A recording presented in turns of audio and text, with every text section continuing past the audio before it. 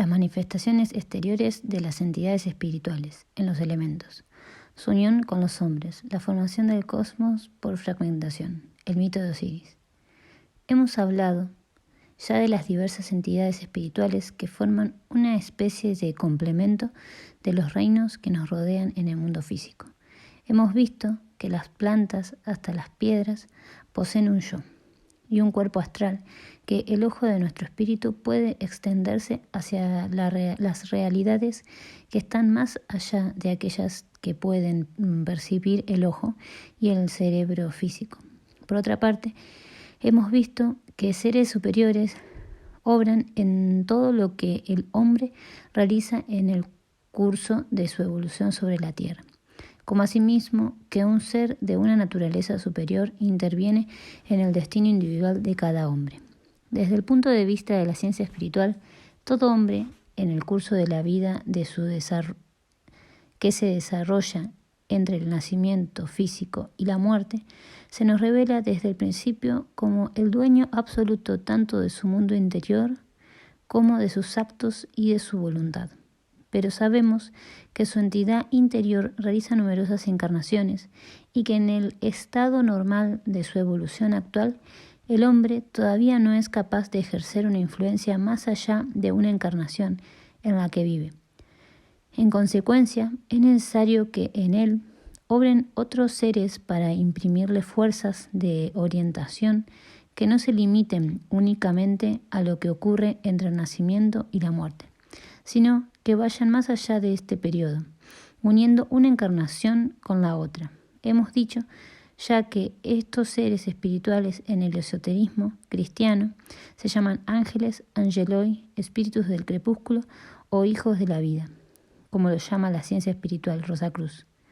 Todas estas denominaciones se harían cada vez más claras. Igualmente, hemos estudiado la manera por la cual las comunidades humanas, las razas y los pueblos son dirigidos por los espíritus que llamamos los arcángeles o espíritus del fuego. En fin, lo que van más allá de la vida limitada de un pueblo, lo que se expresa en el espíritu de una época está dirigido por las formas originales que se llaman arcais o espíritus de la personalidad o osuras, según la terminología teosófica. De esta manera, donde quiera que nos encontremos, las entidades espirituales penetran nuestro universo y podemos observar que a los reinos que nos rodean se unen estos tres anteriores que nombramos. Ahora, representémonos cuáles son las manifestaciones más exteriores de estos seres. La observación material y corriente de nuestro planeta nos los muestran compuestos de tierra, agua, aire y fuego. Como ya lo sabemos, estos son los 4 estados de la materia exterior. Lo que designamos generalmente con el nombre de tierra es lo que hoy se llama sólido. Todo lo que es líquido, no solamente el agua, sino también el mercurio, etc., se lo designa con el nombre de agua, el aire. Se extiende a todo lo que es gaseoso. En cuanto a lo que nos representamos dotados de un grado cualquiera de calor, nos lo representamos penetrado de lo que llamamos calor substancial, que no es una cualidad exterior, sino la prolongación de los estados de forma que acabamos de nombrar. Pues en estos elementos materiales los espíritus que acabamos de mencionar viven en un cuerpo exterior. Para el que observe el universo con una mirada clarividente, el elemento líquido, es decir, el agua, no está solamente atravesada y animada por seres de la naturaleza acuática, como los peces, sino también por entidades espirituales, aunque el líquido es inestable e incapaz de conservar ninguna forma precisa. Estas entidades están verdaderamente encarnadas en esta forma fluida que incesantemente se transforma y que por consecuencia la visión externa no puede captar. Es allí que viven los ángeles o espíritus del crepúsculo. Ellos tienen verdaderamente un cuerpo físico de naturaleza tal que nada de lo que es sólido, en el sentido estricto de la palabra, puede asemejarse. Y cuando los mitos y leyendas antiguos nos hablan de aquellos seres acuáticos, no es la fantasía que habla, sino el relato de un hecho verdadero y real. En el conocido elemento que llamamos aires, y sobre todo en el aire que nos rodea, viven las entidades que llamamos arcángeles. No es tampoco una simple leyenda cuando se dice que el aire que sopla y remolinea es la manifestación corporal de este reino de arcángeles. Cuando decimos que los arcángeles viven en este elemento del agua, es necesario agregar que se trata muy especialmente de esta agua que colma la atmósfera con el vapor que se volatiliza como una niebla ligera en el aire, y que es este aire que el clarividente percibe la presencia corporal de arcángeles. El calor que experimentamos en nosotros mismos es el signo físico de los seres que denominamos los espíritus de la personalidad o fuerzas originales. Ahora podéis daros cuenta de que el hombre no solo está formado por los 4 elementos, tierra, agua, aire y fuego, sino también por los seres que acabamos de nombrar, llenan su cuerpo. Tanto como lo hace la materia, lo atraviesan y lo penetran constantemente. La serie de los seres que están en relación con el hombre no termina aquí. Hay otros más elevados que son superiores a los espíritus de la personalidad y cuya acción interesa al universo, la tierra y el hombre. Por ejemplo, entre ellos se encuentran los seres que vienen a nosotros en el rayo de la luz. Para nosotros la luz es algo más sutil que el calor. Donde quiera que haya un rayo de luz, encontramos en ella el ropaje de entidades superiores que el esoterismo cristiano llama las potestades, los exusais, o espíritus de la forma, porque son ellos quienes dan forma a todo lo que nos rodea. Donde quiera que vayamos, formas exactas limitan las cosas, y en ellas reconocemos la actividad de estos espíritus. Hemos visto que los espíritus del tiempo que se manifiestan en el curso de la evolución terrestre están bajo la dependencia de los espíritus de la personalidad. Los espíritus de la forma tienen aún una tarea más alta que realizar. Desde el comienzo de la evolución humana, es decir, desde los momentos en el que el hombre ha realizado su primera encarnación, el espíritu del tiempo se ha transformado continuamente. Nuevos jefes han salido siempre de la falange de los espíritus de la personalidad. Pero hay otra cosa que va más allá de la acción de los espíritus del tiempo y que continúa a través de toda la humanidad. Cuando el hombre comenzó su misión sobre la tierra, entidades superiores intervinieron en esta humanidad, y es a ellas que debemos el poder de obrar como hombres sobre la tierra. Estos espíritus, que llamamos espíritus de la forma, desde el comienzo de la misión terrestre, dirigían el conjunto de todas las acciones de las otras entidades, espíritus de la personalidad que viven en el espíritu del tiempo. Arcángeles de las colectividades y ángeles de cada individuo, estas potestades han tenido la tarea de vigilar el conjunto de la misión terrestre. Su táctica es una actividad planetaria. Su tarea es una actividad planetaria.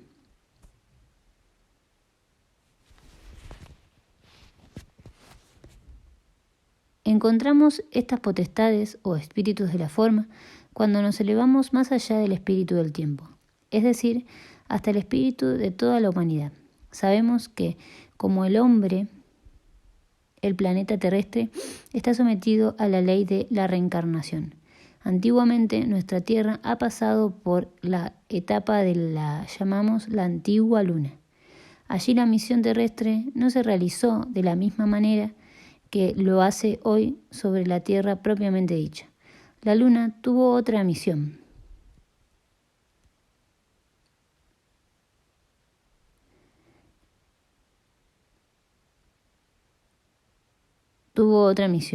Porque en el cosmos cada estado planetario corresponde a una misión particular. Nada se repite bajo la misma forma. Todo está sometido a la evolución. Antiguamente, durante la encarnación de la Tierra llamada Antigua Luna, los espíritus del movimiento, o dinamis, o virtudes, según el sentido esotérico cristiano, tuvieron una tarea análoga a la que hoy tienen sobre la Tierra los espíritus de la forma. Remontémonos en la evolución, retrospectivamente hasta un estado planetario primitivo anterior a la antigua Luna, el antiguo estado solar, el cual no tiene nada que ver con el Sol que vemos hoy en el cielo. Este estado solar estaba gobernado también por entidades de la misma manera que los espíritus de la forma gobiernan hoy la Tierra y los espíritus del movimiento la Luna. El esoterismo cristiano designa estas entidades con el nombre de quiriotetes o dominaciones. Son los espíritus de la sabiduría, los que reinaron sobre el antiguo Sol y ahora los llegamos al último estado planetario, es decir, el antiguo Saturno. Los seres que allí dominaron son aquellos que llamamos los tronos o espíritus de la voluntad. Así, grado a grado, hemos llamado a los seres espirituales, los cuales no solamente dirigen lo que se transforma como el espíritu del tiempo, sino que su misión consciente al estado planetario que no cambia sino de planeta en planeta. Los tronos, los espíritus de la sabiduría, los espíritus de la forma, están todavía en un perpetuo y estrecho contacto con nosotros. Aunque esta unión es menos íntima y menos inmediatamente tangible, todo lo que nos une a las entidades espirituales de una naturaleza menos elevada. Con un ejemplo trataremos de ilustrar la manera en que estas entidades obran en la evolución de nuestra Tierra. Pero primeramente es necesario considerar la evolución que realizaron los ángeles, los arcángeles y los espíritus de la personalidad. Todos ellos son superiores al hombre actual, pero un día él también llegará a grados superiores de evolución. En la próxima encarnación de nuestra Tierra, en el estado de Júpiter, el hombre llegará al nivel de evolución que hoy ocupan los ángeles, porque el ser humano evoluciona sin cesar hacia grados de perfección cada vez mayores. Esto mismo ha ocurrido a las otras entidades. Ellas no han sido siempre lo que son hoy, pues también han pasado por etapas inferiores. Por ejemplo, en el pasado, sobre la antigua Luna y los ángeles han realizado la etapa humana que es hoy la nuestra sobre la Tierra. Y si ellos han llegado a ser lo que son hoy,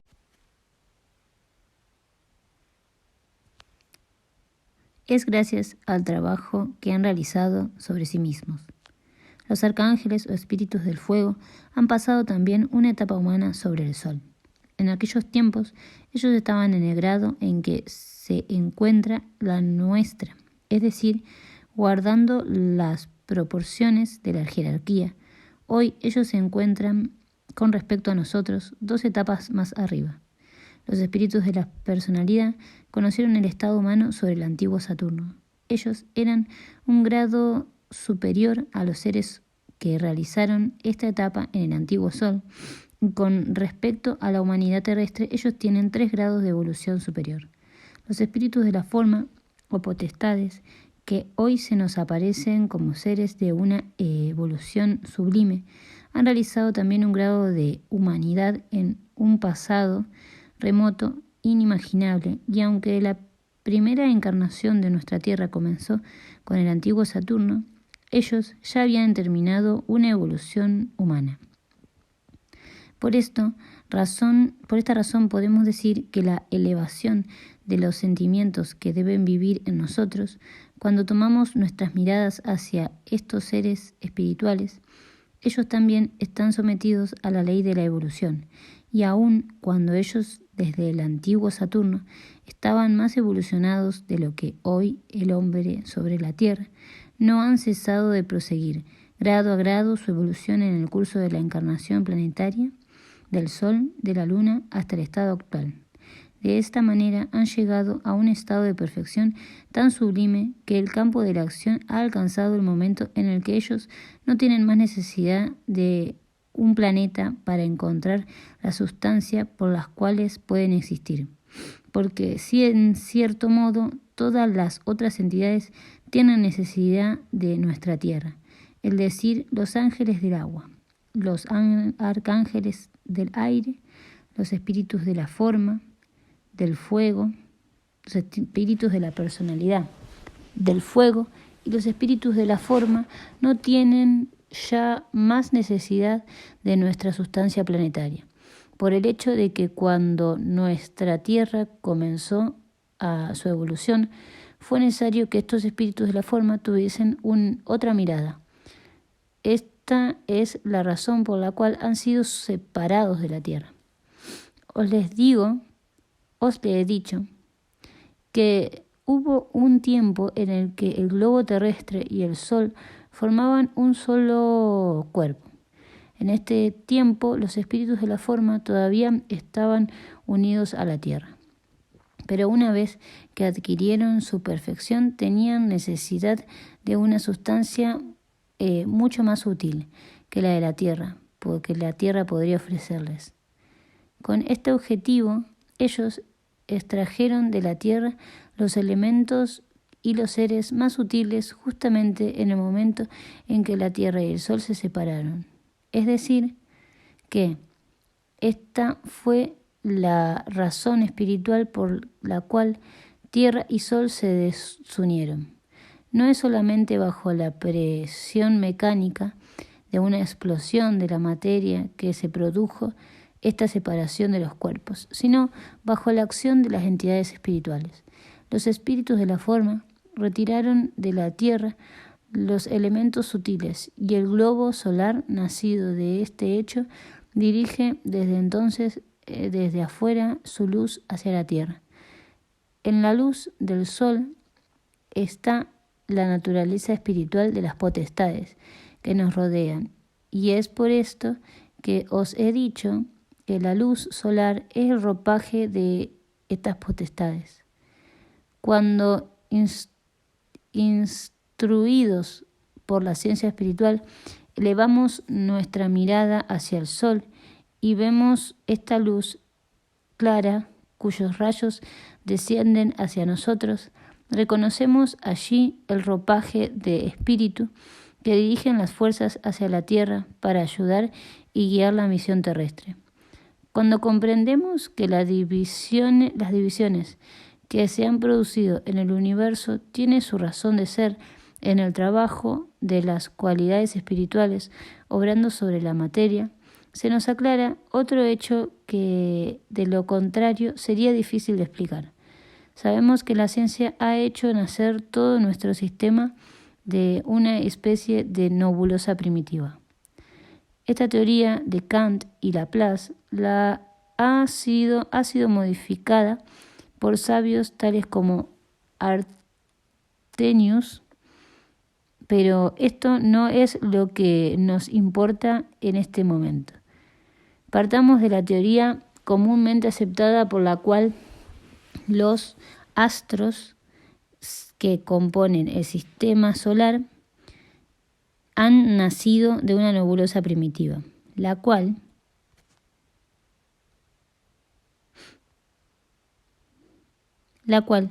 en continua rotación se fragmentó, dando nacimiento al Sol y a otros planetas.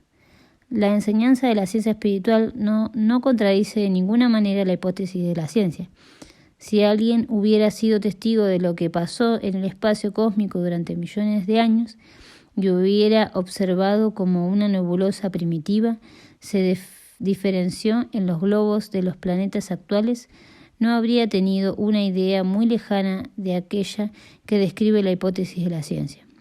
Estudiemos ahora de qué manera el clarividente percibe la nebulosa original. El tiempo de un enorme globo formado de una sustancia muy sutil, en la cual no se puede distinguir todavía ni el Sol ni la Tierra, ni Júpiter. Pero para él esta nebulosa no sale de un estado desconocido. Ella tiene un pasado que remonta a la antigua Luna, el astro que la ha precedido nuestro sistema terrestre. Es necesario representarse que la antigua Luna, como nuestra Tierra, ha sido un cuerpo celeste que se ha terminado, si se puede decir así, por el estado final de la espiritualización. Aquello que ya entonces había recibido una diferenciación fue en cierta manera mezclando el nuevo y confundido en un estado indiferenciado.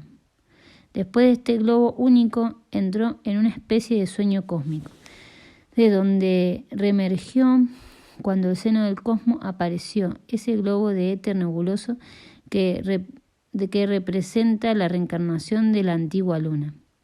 Para nosotros el globo primitivo no es solamente una masa material, sino que vemos vivir en él una manera más especial. Las poderosas entidades de los espíritus del movimiento, de los espíritus de la forma. En este entonces el hombre era solamente un germen, porque sobre la luna él no había recibido el yo, que le fue dado sobre la tierra. Todas las entidades espirituales que ya habían franqueado un cierto grado de evolución estaban íntimamente ligadas a la nebulosa original. ¿Cómo procede el que quiere explicar por la hipótesis física materialista la manera por la cual nuestro sistema solar ha nacido de esta nebulosa? En las escuelas, para hacer perceptible esta evolución, se ha recurrido a menudo a la experiencia siguiente. Se deja caer una gota de aceite en un líquido de la misma densidad y se lo hace girar por medio de un mecanismo muy simple. Se ve entonces que el globo se aplana y que pequeñas gotas se desprenden formando pequeños globos que continúan girando alrededor de la primera gota. Es así que se reconstruye en pequeño, por rotación, una especie de sistema planetario. Esta experiencia tiene una gran fuerza de sugestión. Demuestra que en la misma cosa se produce el mundo. Literalmente se ve que un sistema de planetas puede nacer por rotación, pero se olvida que algo que en este caso es uno mismo es quien hace la rotación. Si no se hiciera girar el eje que permite la experiencia, el sistema planetario no nacería. Es un hábito frecuente en el pensamiento materialista no ver más que la mitad de las cosas. Si se pensara con rigor y la lógica, se tendría que admitir que un gigante en este espacio, los de los mundos, pondría en movimiento el eje de la rotación. Ciertamente, este gigante no existe en el espacio, pero existe otra cosa. La nebulosa universal no está hecha solamente de materia, está atravesada y espiritualizada por aquellas entidades de las cuales ya hemos hablado, sus deseos y sus aspiraciones, de diferentes naturalezas, lo que van a dar a las materias de formas diferentes de vida. Son ellas las causas de la separación que se producen por el estado de madurez. Por ejemplo, aquellas más elevadas que se separaron con el sol, mientras que los que tenían necesidad de fuerzas y de sustancias terrestres quedó sobre la tierra. En esta masa primitiva en ebullición, todas las entidades espirituales están activas y organizan por medio de desprendimientos sucesivos el sistema planetario que conocemos actualmente. Por ejemplo, se encuentran así ciertas entidades que, no habiendo alcanzado plenamente el fin, se proponían los espíritus de la forma, quedaron rezagadas en la evolución, demasiado avanzadas para morar sobre la tierra, no lo eran lo suficiente como para unirse a los espíritus sutiles del sol. Estas entidades existían dos clases, de las cuales vamos a estudiar su influencia sobre la tierra, porque los espíritus de la forma perfectamente evolucionados dirigen hacia nosotros sus rayos y su acción directriz de la luz solar. Estos seres que se encuentran en el grado intermedio influencian a la Tierra desde una esfera menos elevada, aunque superior a la esfera humana. Estos seres han asimilado la sustancia que les convenía y con ellas han hecho los cuerpos celestes, intermediarios entre el Sol y la Tierra. Es así que entre estos astros han aparecido los planetas Venus y Mercurio. De igual manera, los otros planetas de nuestro sistema se han desprendido por el hecho de que otras entidades lo han creado para tener en ellos su campo de acción. Evoquemos una vez más la época de que el Sol acababa de separarse, cuando la Tierra quedó con todos los gérmenes que debían desarrollarse sobre ella para dar un día la humanidad actual, la que en aquel tiempo estaba todavía en un estado primitivo. Allí se encontraban igualmente los gérmenes en los que más tarde se convirtió en el reino animal y el reino vegetal. Ellos ya habían pasado por las encarnaciones anteriores de la Tierra, pero reaparecen bajo la forma de gérmenes. Primeramente consideramos al hombre.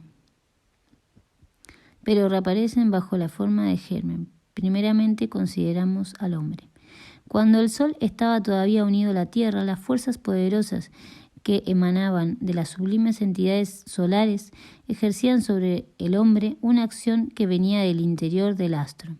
El hombre, tal como lo había dejado la evolución lunar, se puede decir que recién salía del huevo. No estaba provisto al comienzo más que de un cuerpo físico, de un cuerpo etérico y un cuerpo astral. El cuerpo físico no era tan denso como es en nuestros días. Era más espiritual y sutil. Su yo no estaba formado todavía. Cuando el Sol, con las entidades solares, aclaró la Tierra desde afuera, las condiciones terrestres cambiaron por completo para el hombre. Pensad esto. Cuando la Tierra y el Sol estaban unidos a las entidades solamente se encontraban trabadas por las fuerzas más densas de la Tierra, tanto en la evolución como en el poder de la acción dirigente. Cuando ellas pudieron liberarse, también pudieron moverse libremente e imprimir otra cadencia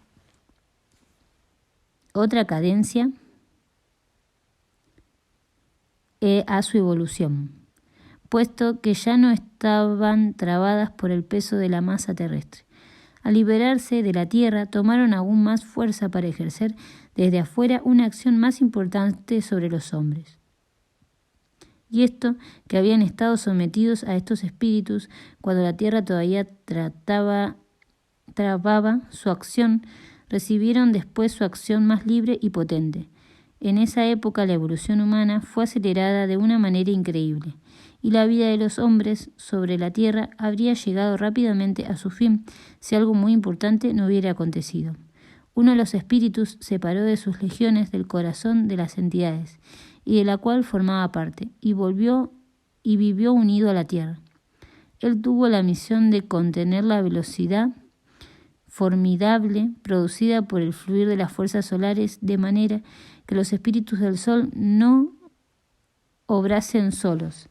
Pero si este espíritu que se separó hubiese quedado íntimamente ligado a la Tierra, hubiese obrado siempre en su seno. El globo eterno se hubiera petrificado, porque su influencia habría sido demasiado predominante. ¿Qué ocurrió? llevándose con él las sustancias y las fuerzas más groseras de la tierra, este espíritu se alejó de ella, y es por él que se construyó una luna actual. El espíritu de la forma, que aceptó la misión de retardar y retener el aceleramiento demasiado rápido de la evolución, vive todavía ahora unido a la luna. La evolución prosigue. La Tierra y la Luna se separan. Los seres terrestres reciben muy especialmente la influencia de las dos fuerzas, las que provienen del Sol y las que provienen de la Luna. Bajo la acción solar, la vida apenas comenzaba, habrían llegado a su término, pero pudo seguir su evolución gracias a las fuerzas del Sol y de la Luna que se equilibran. El hombre tiene su lugar sobre la tierra y desde afuera recibe la acción espiritual de las entidades que le permiten realizar en este lugar su acción presente.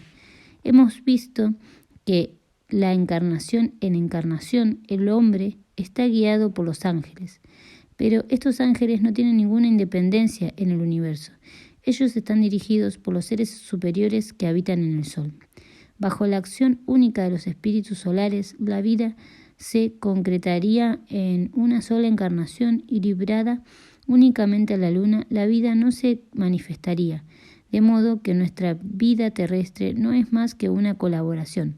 Las fuerzas lunares endurecen y forman, mientras que el Sol disuelve las formas y permite que lo que es durable pase a través de las encarnaciones. Desde el punto de vista espiritual, todo tiene una misión en el universo.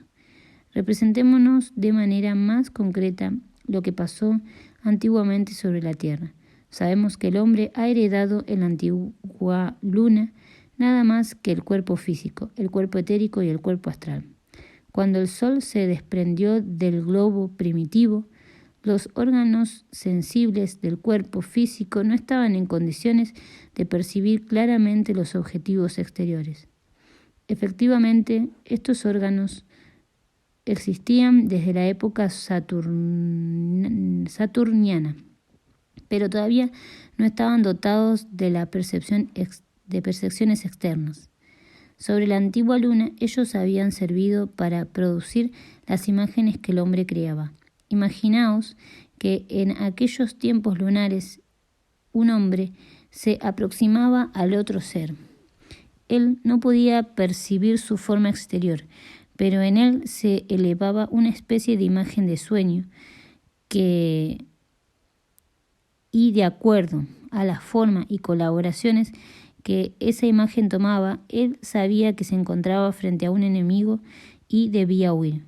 Era aquella una conciencia imagen que establecía una relación real con el alma del medio ambiente. La conciencia objetiva apareció gradualmente sobre la Tierra cuando el Sol se transformó en el astro independiente. Entonces el hombre no podía todavía percibirlo. Solamente sentía bajo la forma de sueño una luz interior constatando en su espíritu y en su alma la influencia bienhechora que ejercían sobre él los espíritus del Sol. Él las sentía brillar en las imágenes que poblaban su aura, lo que no tiene nada en común con la percepción actual. Vemos que aquel fue un tiempo en el que las potencias solares volcaban su luz sobre el hombre, pero éste no percibía el sol exterior. La luna se separó de a poco más tarde, justamente en el momento en el que ella se alejaba de la tierra. El hombre se capacitaba para percibir una conciencia de sí mismo, o al menos su primer esbozo. Es recién entonces que el comienzo a distinguir su medio ambiente. Hasta entonces, él se sentía reposar en el seno de los otros seres. En adelante le será posible percibir el mundo físico que lo rodea, es decir, el alba de la conciencia del yo. Analizando esto, os daréis cuenta fácilmente que la facultad de ver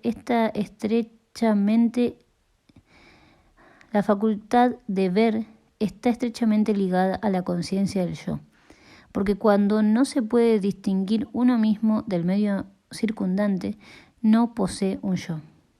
Es por esto que la primera chispa de la conciencia del yo coincide con el momento de la evolución en que los ojos del hombre se abren hacia afuera, cuando la luna se desprende de la tierra. Estando unida a la tierra, la luna obraba directamente sobre las fuerzas de crecimiento presentes en cada hombre. Desde su nacimiento hasta la muerte, ella todavía lo hace hoy, pero desde el exterior, a fin de que la existencia del hombre no estuviese confinada entre el nacimiento y la muerte. Fue necesario el aporte de estas fuerzas que vienen del Sol. De esta manera, la evolución terrestre recibió la acción conjunta de las fuerzas interiores de la Luna y las fuerzas exteriores del Sol. Traten de hacer de esto una idea tan viva y precisa como sea posible. Durante el tiempo en el que el Sol se aleja de la Tierra y que la Luna queda todavía unida a ella, el hombre percibió en imágenes interiores la idea de la fuerza solar. Sintió el efecto bienhechor de estas fuerzas que venían a unirse sobre la Tierra, a la Luna, para darle la constitución, pero él jamás pudo verlas. Cuando la luna se separó, entonces los sentidos del hombre se abrieron, y por eso perdió la posibilidad de percibir el espíritu y el alma de las fuerzas solares. Piensen en este momento en que desaparece la posibilidad de percibir el espíritu bajo forma de imágenes y comienza a apuntar a la percepción exterior del sol mediante el sentido de la vista. En realidad, el hombre todavía no pudo ver el sol, porque la tierra está recubierta de una espesa niebla. En comparación con su estado clarividente, nebuloso de antaño, él tiene sin embargo la facultad de llegar gradualmente a ver el sol externo a través de la densidad de la atmósfera. Es así como el hombre, avanzado en su evolución, ha cesado de percibir la acción benhechora del sol. Los antiguos egipcios tuvieron recuerdos de este estado y se llamaron las fuerzas del sol. Estos rayos puros que antiguamente el hombre percibía en su clarividencia brumosa fue llamado por los egipcios Osiris. La percepción de Osiris desapareció también en el tiempo en que las nieblas de la atmósfera no percibían todavía verlo. La percepción de Osiris desapareció también en el tiempo en que las nieblas de la atmósfera no permitían todavía verlo exteriormente. Lo que el hombre había visto antiguamente le pareció muerto. Osiris fue muerto por su enemigo Tifón y las fuerzas que se habían separado para formar la luna. Esas fuerzas de crecimientos que reinaban entre el nacimiento y la muerte, buscaban por otra parte con avidez y nostalgia al antiguo Osiris. Poco a poco la niebla se disipó. Para esto fue necesario que pasaran largos periodos de tiempo hasta el corazón de la época atlántica. Entonces el hombre vio emerger el sol, pero no como antiguamente cuando él tenía una conciencia común con el universo. Los rayos solares penetraban ahora en el ojo de cada individuo. Es así como el hombre volvió a ver el sol, Osiris fraccionado en pedazos. Tal es la historia de un gran acontecimiento cósmico. Cuando todos estuvimos encarnados en el tiempo del antiguo Egipto, conocimos este acontecimiento como una reminiscencia. Los sabios sacerdotes egipcios lo tenían siempre presente, describiendo así cuando el sol y la luna tomaron por primera vez su lugar en el universo, el hombre encontrándose entre ellos, manteniéndose en equilibrio entre las fuerzas lunares y solares. Antes que la luna se separase, no existía todavía la reproducción sexual, sino una reproducción virginal. Las fuerzas que gobernaban la tierra pasaron del signo de la Virgen a través de la balanza símbolo del equilibrio, al signo Escorpión. Es por esa razón que los grandes sacerdotes agregaban: cuando el sol se encontraba en el signo Escorpión, la tierra estaba en la balanza. Los rayos penetraron como aguijones, hiriendo los órganos de los sentidos, de la misma manera que lo hace el dardo del escorpión. El dardo del escorpión significa la intervención exterior de lo que aporta un elemento nuevo en relación al antiguo modo de reproducción virginal. Es entonces que Osiris fue muerto. En efecto, ahora vemos aparecer en la humanidad nostalgia de la antigua fuerza, la búsqueda hacia esa visión de Osiris. Vemos, pues, que no solamente debemos buscar el sentido astronómico en un mito tal como el de Osiris, sino que es necesario ver en él el resultado de una visión clarividente, ejercida por los antiguos sacerdotes egipcios. Ellos han encerrado en este mito todo lo que ellos supieron de la anterior evolución de la Tierra y el hombre. En el fondo de todos los mitos se encuentran los acontecimientos que realmente han pasado en los mundos espirituales. Es sobre un acontecimiento de esta naturaleza que reposa el mito de Osiris.